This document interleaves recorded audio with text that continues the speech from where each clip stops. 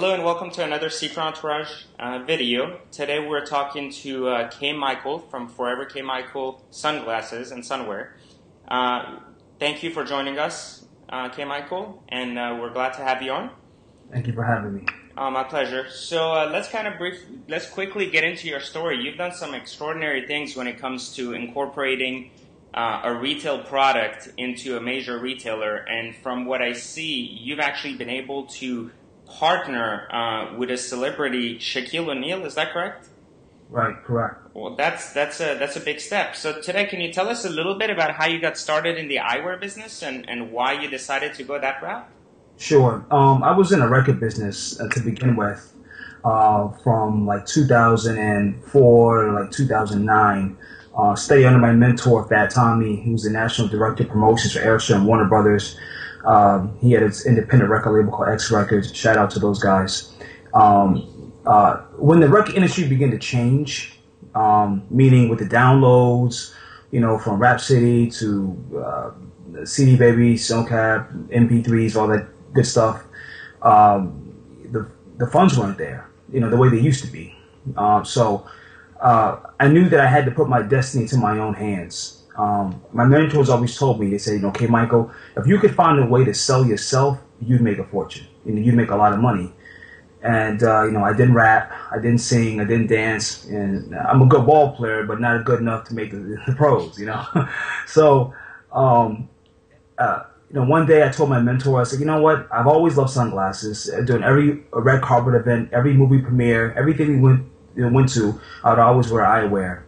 And I just said, you know what, I'm going to look into that. I'm going to look into eyewear and get some more information about it and possibly, launch my own brand. I wasn't thinking on the scale it is today, but from that point, I took my whole entire savings, sold my condo and put all the knowledge and information into the eyewear, began to learn about the gradient lens, acetate plastic, injection molding, all the things that make, beautiful high-end eyewear.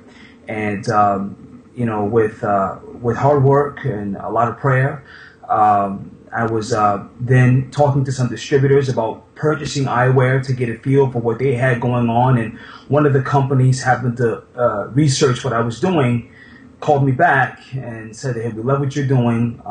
We love your designs.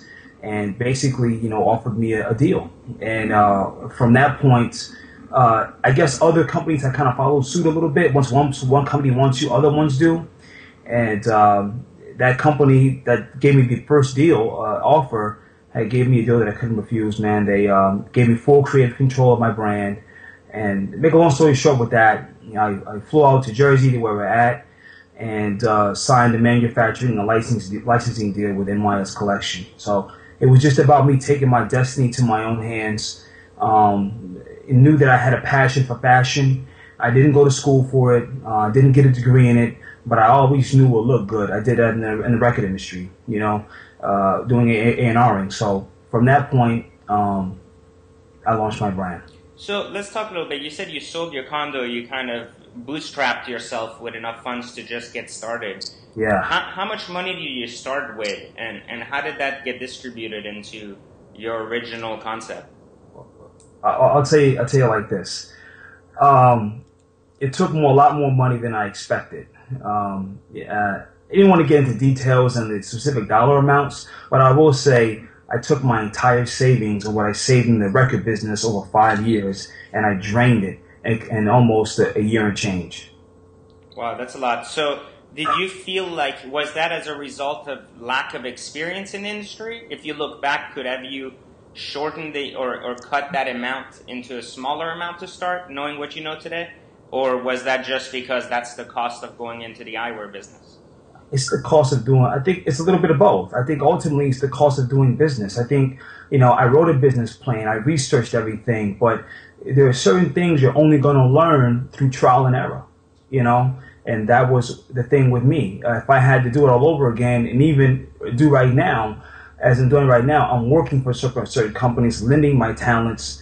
I would internship for a company. If I wanted to do fashion, I would internship for Michael Kors, and I would understand the fashion business before I actually would take my own money and risk it the way I did. The way I did. So there was apparently a lot of trial and error from your part in terms of like understanding just the industry in general and how to market a product. Can you share with us some of your learnings from a retail standpoint as to now that knowing what you know, what can you save a reader that wants to bring a product to retail? Like, what are maybe 2 to 3 tips you can give them that maybe they would learn the hard way, but as a result of hearing you, they might be able to save time and money? You know, you got to do the research. You got to research to understand. You got to know your craft. I think that's A. I think the second order bit is you got to get mentorship. Underneath a person or company who's is parallel or doing what you're trying to do.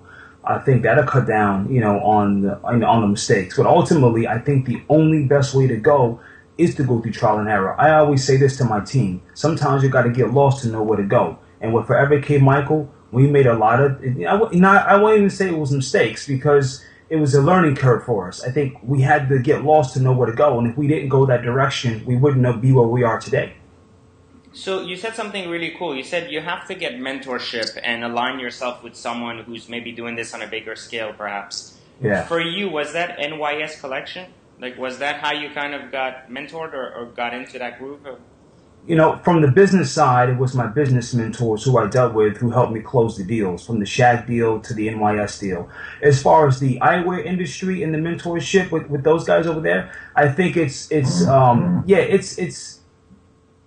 not much communication on them showing me the eyewear per se, sitting me down and showing me, as it is about me shadowing what they're doing. Because ultimately I've licensed my name and brand to those guys, so they're just a manufacturer distributor.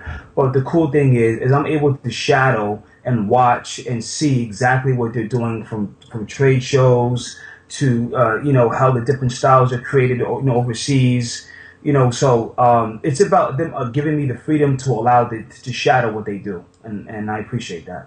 Now, you said something cool again, like you keep giving me all this great content. You said with the Shaq deal, so you got caught up with Shaquille O'Neal, and I know that a lot of, just about anybody wants to kind of, or believes that getting hooked up with a celebrity will immediately make their business kind of like into a 5-star powerhouse. That's just the belief out there. Now, personally, I don't think that's true, and it really depends on what that connection is, but in your case, first off, how did you get connected with Shaquille, or how did that happen? And then secondly, from that, like, did you really see the residual effect you expected to see, from that kind of connection to someone that's more media-based and of higher value in that sense? Now, let me take off my shades to give the viewers some eye contact on this one.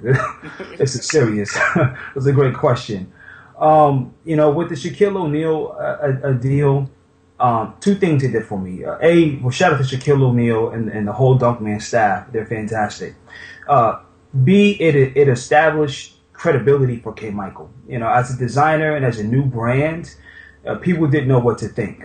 And then when you go ahead and you sign a celebrity such as Shaquille O'Neal, a multi-million-dollar walking marketing giant, I think it just gave me undeniable credibility as far as our talent goes.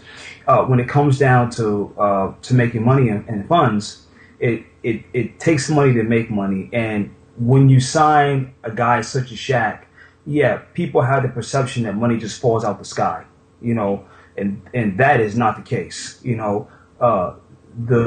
The work just started. They say in the record business that when you sign your first record deal, that's when the grind really starts. People are under this impression that you signed the deal, oh my God, you're rich and famous. And learning that from the record industry, when people got their record deals, the business, the grinding just started. And when we signed Shaquille O'Neal, we took literally a monster in a good sense, So I would say that making money with that brand, obviously he's a successful brand. Dunkman has worth a lot of money. It's been around for a long time and has sustained a longevity in the sports and fashion world. But I'll say that when you get that first big deal, the work just really begun and has began. And if that makes any sense, that's kind of where it's at when you do something of that magnitude. So was that partnership more of a marketing element, or was it more of a business partnership in the sense that it was giving away, in a sense, control of part of your company to their team? No. With that team, actually, he has his own. Dunkman is a brand that's been around for many years. I just run in the president of Dunkman Eyewear, his eyewear division of the